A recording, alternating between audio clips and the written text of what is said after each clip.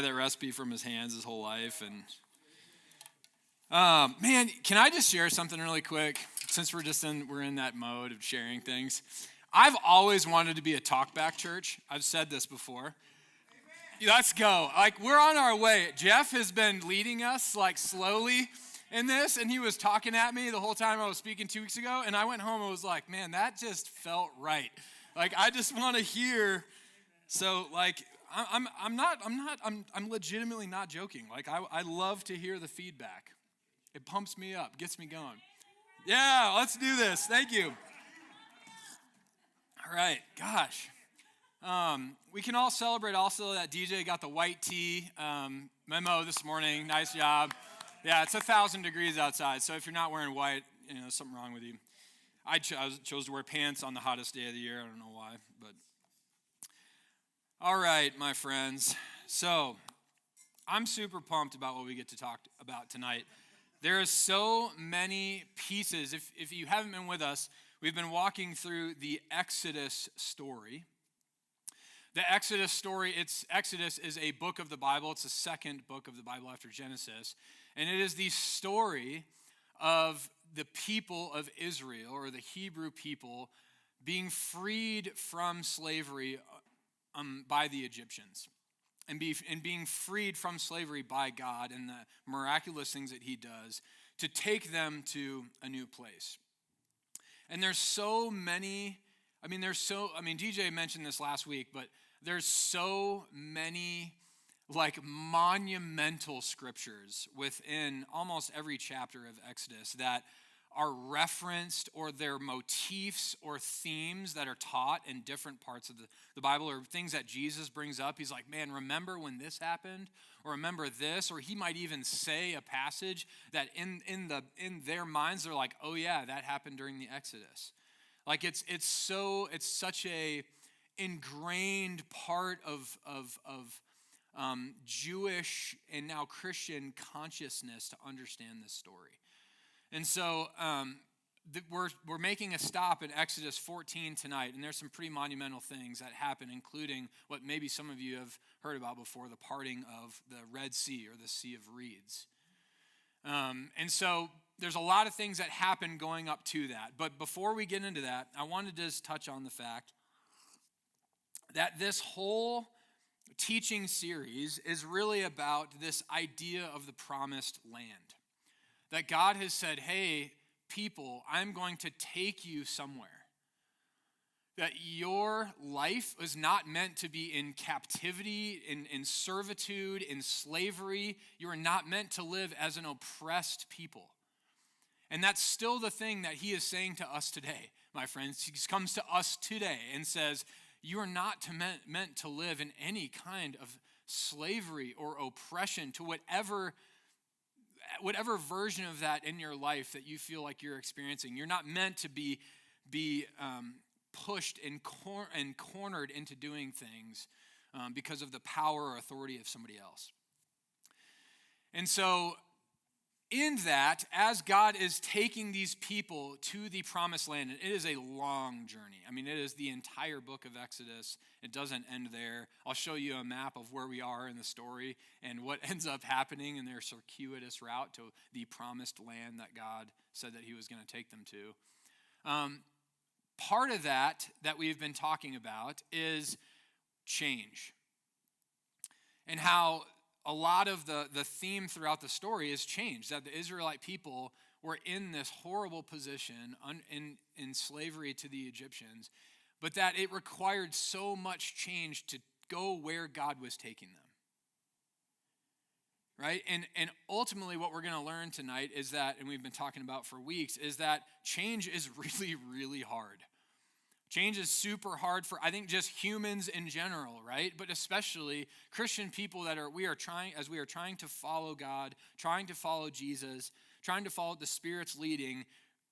It is almost required among every step of that we experience some kind of change. Like, the message of Jesus is a disruptive message to our life. There is nothing about the status quo that God is doing, I'll just say. Like, you want to involve yourself in the things of the Lord, like, your life is going to get turned upside down. Like that's just part of it. And in like a good way, not a bad way, in a way that actually frees us from slavery. That's what this whole story is about. Being liberated. That's the gospel. That's the good news, that you are never meant to live in that way, and that God is saying, yes, come with me. Just follow in this direction, and I will lead you towards liberation of your soul, of your life, of your money, of your relationships, of all the things that we cling to so tightly that we want meaning from, that tell us that we are valuable. He is saying, I want to take those from you because I want to redefine your identity. So in that, one of the pieces that we're going to talk about tonight is fear.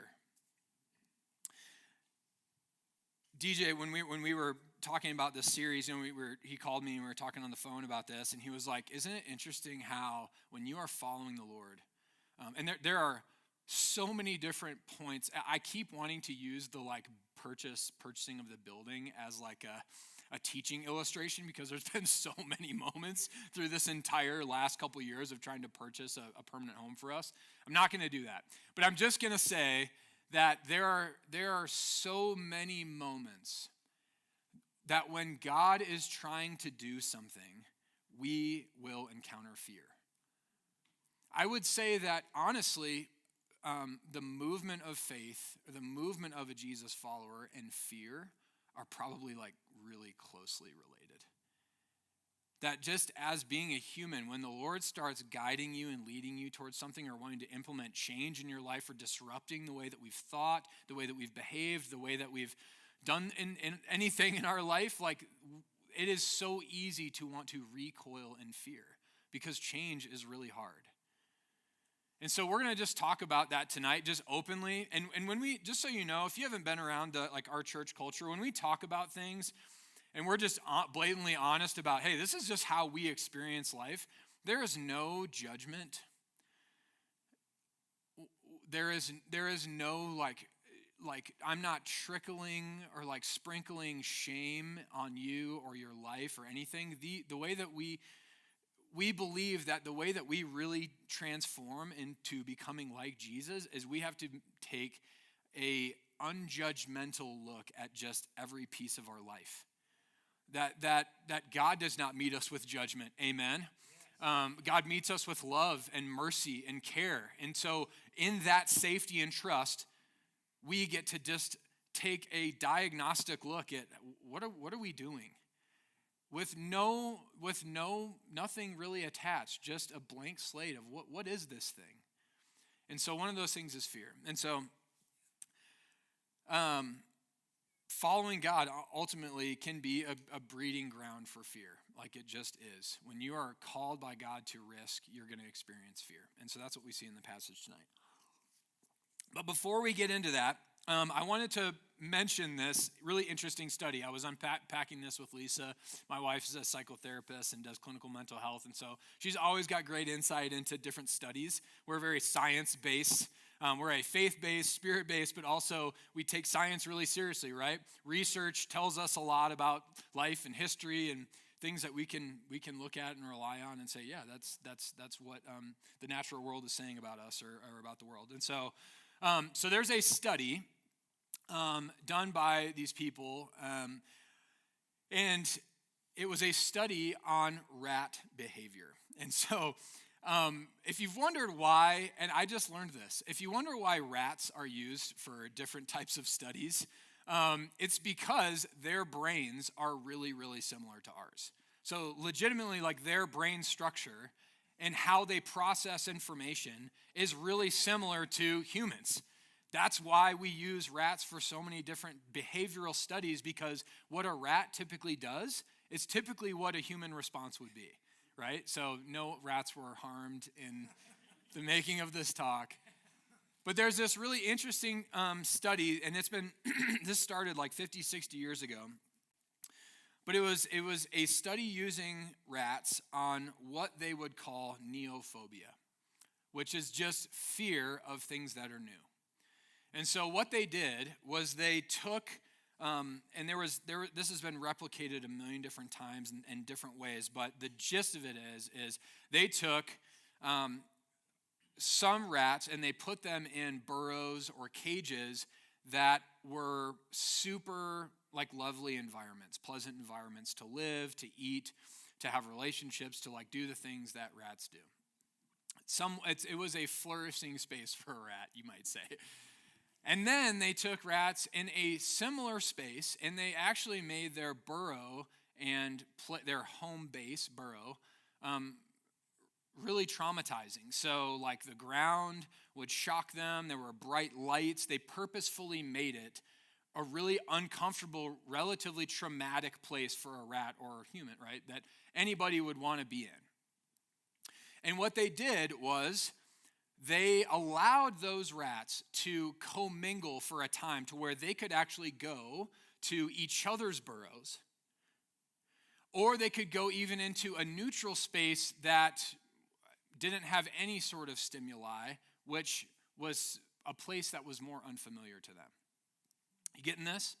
Okay, and so what they ended up doing was they would use different stimuli for rats that were traumatizing, like bright lights or sounds or different things that would essentially cause them to like have a fight or flight or freeze response.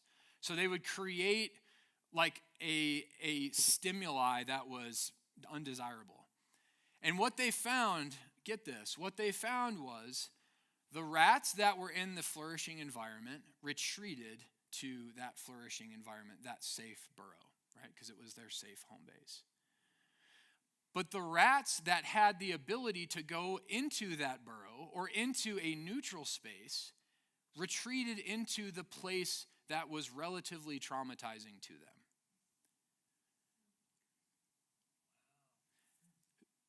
You guys picking this up? So even though the environment that the rats were in was not a desirable environment for them, when they experienced some kind of threat like a cat or something, they would still retreat back into the burrow that was harmful to them. So this told us a lot about just behavior in general, that there is something about the safety of familiarity, both with rat populations or animals, but also in us. That human behavior in many ways replicates really similar situations. And we see this in the passage in Exodus that we're going to get into. But I just wanted to read this. Is this all making sense? Okay, I just wanted to read this. This was just a summation of their research. I thought it was really well said.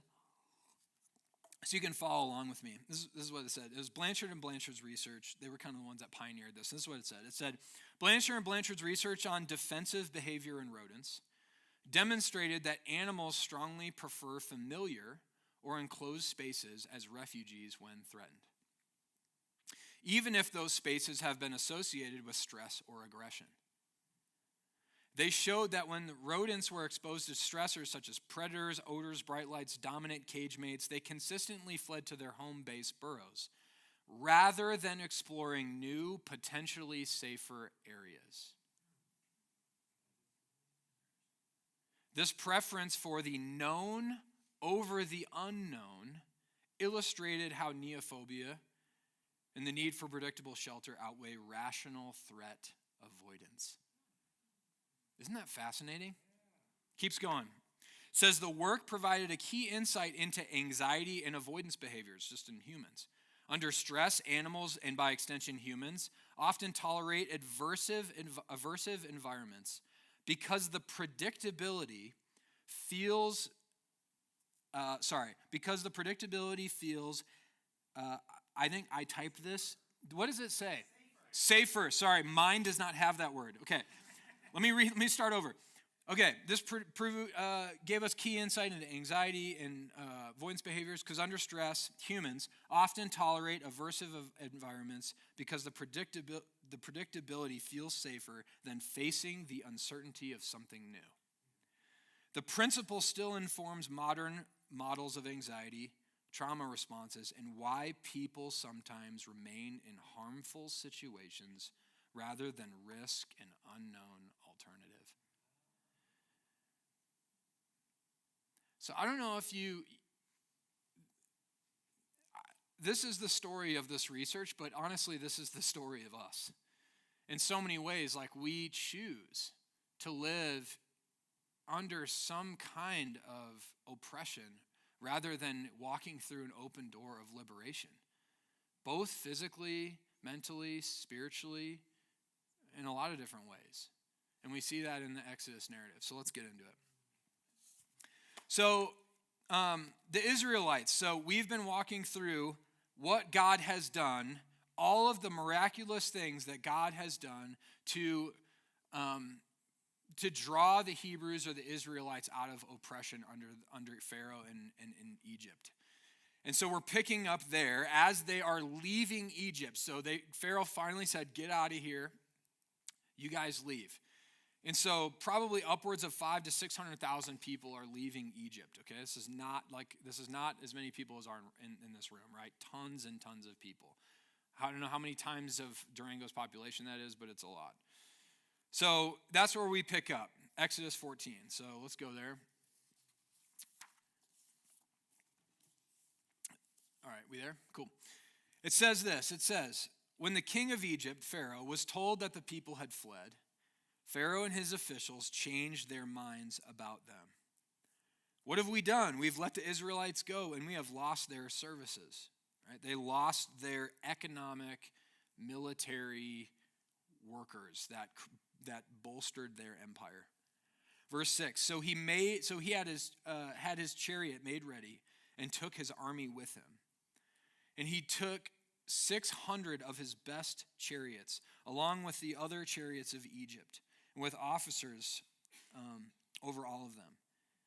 It says that the Lord hardened the heart of Pharaoh, the king of Egypt, and so he pursued the Israelites who were marching out boldly. The Egyptians, all Pharaoh's horses and chariots, horsemen and troops, pursued the Israelites and overtook them as they camped by the sea. And so I'm just going to quickly show you this map. So this is where they were in Ramses, which is up there, which was in the Nile Delta. And so they left, and it's debated which one of these seas they crossed. We typically in English say it's the Red Sea, but if you look at a more accurate translation, it's really the Sea of Reeds. And so essentially where they are is right by one of these lakes right here, or one of these seas, okay? The red is the line that they go towards the promised land, which is up in, present day sort of Israel area. But essentially they are right there. So it's a long journey. We're right there, okay? So we got a while to go to get to the end. But I just wanted to show that. To me, I feel like I need to see maps in order to understand what the heck it is that I'm looking at or reading or try to understand the story. And so this is what it says in verse 10. It says, as Pharaoh approached, the Israelites looked up, and there were Egyptians marching after them. And catch this. It says, and they were terrified and cried out to the Lord. And they said to Moses, was it because there were no graves in Egypt that you brought us to the desert to die? What have you done to us by bringing us out of Egypt? Didn't we say to you in Egypt, leave us alone, let us serve the Egyptians? It would have been better for us to serve the Egyptians than to die in the desert. Do you guys sense this crux moment in these people? Right? Sense this crux moment, right? Everything that has happened, right? God had put a Hebrew, like the seed of a Hebrew baby in a tiny basket, and it drifted down the river to be grabbed by an Egyptian woman and cared for. That is Moses, right? However many years ago that would have been. This is probably 60, 70, 80 years ago at this point, right? There has been almost a century of miracles, of God saying, I have a plan for you, people. I have a plan to take you somewhere, to do something with you, to shape you into ones that image my love and to bless the world. I'm going to do something with you, and I've been doing it for so much longer than you ever could have imagined. But these people were just in Egypt, and they witnessed all of the plagues. Right? They witnessed 10 plagues of God saying, please let the people go. Please let the people go. I'm going to do this to show you that I'm going to do it. I'm going to do this thing, right? They had witnessed the frogs, right? They had witnessed like the river turning to blood. They'd witnessed the death of Egyptian children. They'd witnessed every piece of this. And as they are marching out, they hadn't even gotten very far. It says that they were just marching together out to the desert. It said that they were so scared that they're like, this is screwed, right? Like, let's just go back. Like, let's just go back to being slaves. Right? So there is something, there is so many different pieces of this that we could draw out.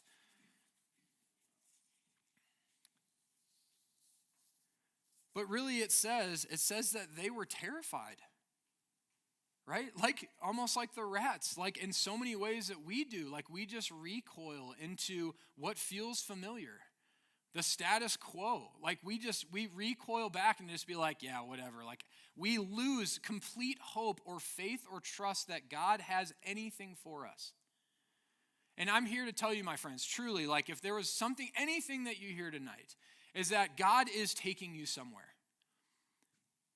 God is trying to take you somewhere in your life. He has uniquely knit you together for his purposes. All sorts of beautiful, flourishing, liberating, joyful, like romanced, love-rich things that God has planned for your life. He is trying to take you there. In so many ways, we recoil out of fear and say, I'm just going to go back to Egypt, actually. I don't know. Like, this is too hard. And so there's something about this, and I'm trying to draw this out, that this is just all of us. This is me. Like, I could tell you 100 stories from my life where I have done this. Stories today that I went out for a mountain bike ride this afternoon, and I was processing this, and I was going through the stories of like, Lord, reveal to me all the ways that I am choosing Egypt in my life. Like, show me where I have lost the faith to believe that you want to liberate me from this thing, that you want something better in my life, that there is a promised land that he is trying to take me towards, you towards. Right? That's what we're saying. Like, we are no longer slaves to fear. Like, I'm a child of God. I can live in a completely different posture in a different way than I ever have if I believe that. And so there is an element of we need a reprogramming. Like if this is what rats do, I mean, it's indicative of what we do. Like, we need something to reprogram this within us, right? And it's not going to come from biohacking. So my argument here before we get into this next little chunk, and I'm going to try to wrap this up, is this. I know it's hot in here. You guys are doing great. To navigate fear, how we deal with fear, is there's an element of us trusting the character of God, of what he's doing in your life, and trusting that process.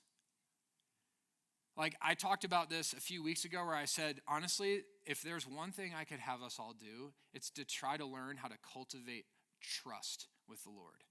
Like, do you trust the intentions of God with your life? Do you trust that God is doing beautiful, good things in the world? Do you trust that God actually wants you to flourish, wants you to find, like the things that he placed in your heart to find? He wants to give you a sense of direction, a sense of calling, right? That is uniquely yours. And we have to build that sense of trust. We need to build it like a marriage, a relationship where we say, man, I am locked into this because I've experienced this. So let's keep going, and then I'll land the plane here. So Exodus 14, this is what it says. Watch what happens. So they're freaking out. Verse 13, Moses answered the people. He said, don't be afraid. Stand firm, and you will see the deliverance the Lord will bring you today. The Egyptians you see today, you will never see again. The Lord will fight for you, my friends. You need to only be still. Verse 15, I love this. It says, then the Lord said to Moses, why are you crying out to me? Just tell the Israelites to move on. He's like, just stop. Like, just take action. I showed you where we're going. We're going over there. On the other side of this gigantic sea that's in front of you. Like, just trust me. I know this is crazy, right? No one has seen this before. Verse 21, it says, and then Moses, with that same stinking staff that he had at the burning bush. Remember that? It says, take that staff and hold it over the water. It says, it stretched out his hand over the sea. And all that night the Lord drove the sea back with a strong east wind and turned it into dry land. The waters were divided, and the Israelites went through the sea on dry ground, with a wall of water on the right and a wall of water on the left.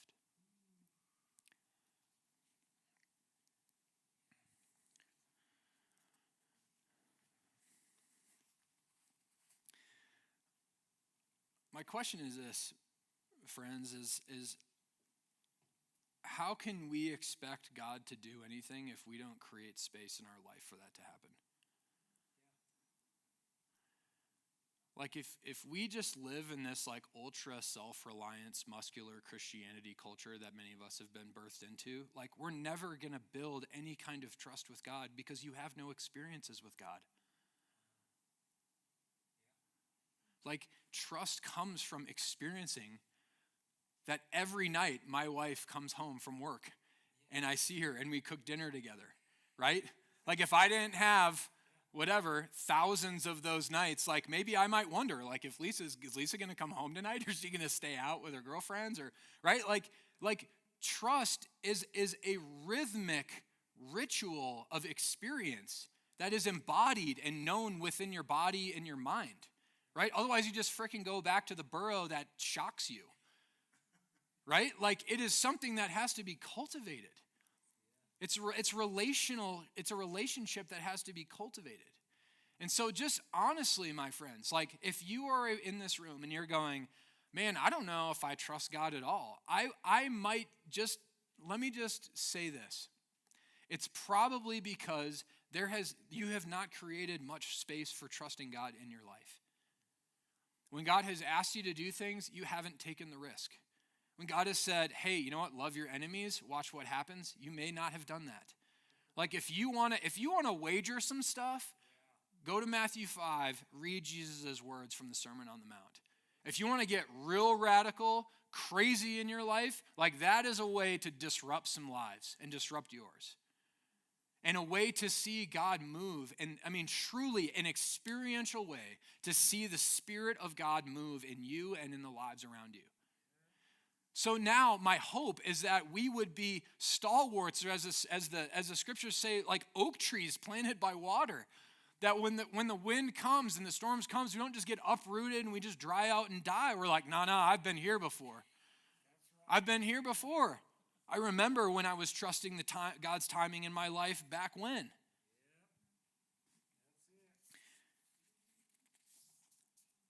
And so here's two things to go.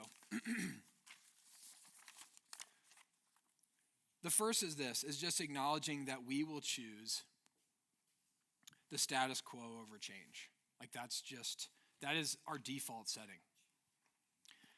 No judgment. It just is. Like it's way safer. It's way more familiar. It doesn't cost us anything. Like we will just most of the time, unless we are goaded or cornered or drawn out in love the way that God does, we will probably just choose the status quo in all of the things in your life, in all the ways that you are currently addicted or in slavery to the things in your life. Things that you know right now as I'm saying, you're going, yeah, that doesn't serve me at all. That doesn't serve my family. That doesn't serve my marriage. That doesn't serve my kids. Like whatever that thing is. Like I've talked for years about wanting to be somebody who reads before bed. Have I done it? No, I hate reading before bed. Like maybe someday I will, but like I will choose a status quo and some Brooklyn Nine-Nine episodes any night of the week, right? But until something actually like changes something in my life, like until I actively participate, when the Lord's like, cross the sea, watch what happens. We choose safety over growth. We choose oppression over freedom.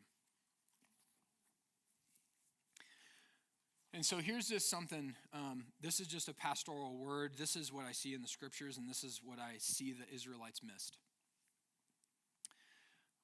We go forward by looking backward.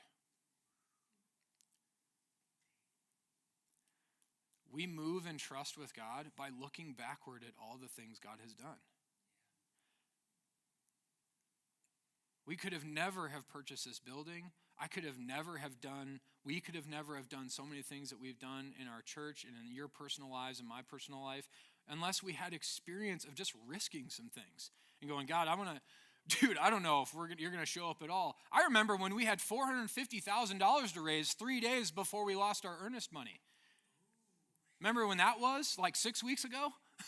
And we were like, I was looking at DJ going, dude, I don't know, bro. Like, I was like, truly, like, I trust the Lord, but, right? And look what happened.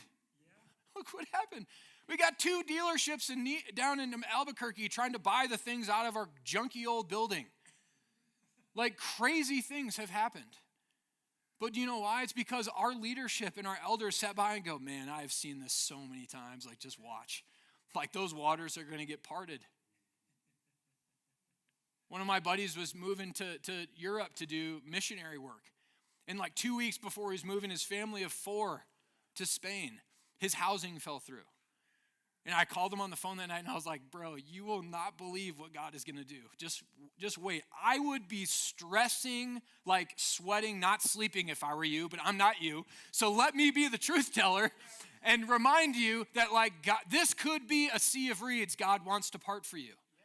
Like, just like hold tight. Like, let's not freak out. Everyone remain calm. Let's just pray and trust God. Are you going to do something? Do you know what happened? He rented Lance Armstrong's house in Girona, Spain for 2 years. Right? The crappy apartment his family of 4 were going to live in fell through so that he could live in a freaking mansion in Old Town Girona. Like, those stories are not made up. Those stories are ones you look back and you go, yeah, I've been here before.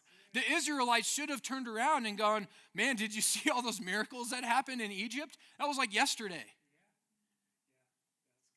And so I'm saying this, my friends, is that we need these things. I'm not telling you that you just need to like go out on a limb and trust God like that's an easy thing. It's an incredibly challenging thing. That's why it's scary. But you and we need experiences that cultivate trust that God is going to do something, that God will show up in your life. Because if you don't, 10 years from now, you'll go, man, I'm probably in the same spot spiritually that I was in 2025. Like nothing will have changed. I'm just going to be honest.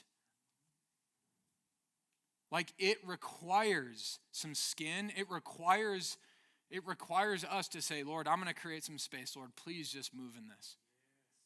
And it might not look exactly how you want it to look. More often than not, it's better than you think. Yeah, that's it.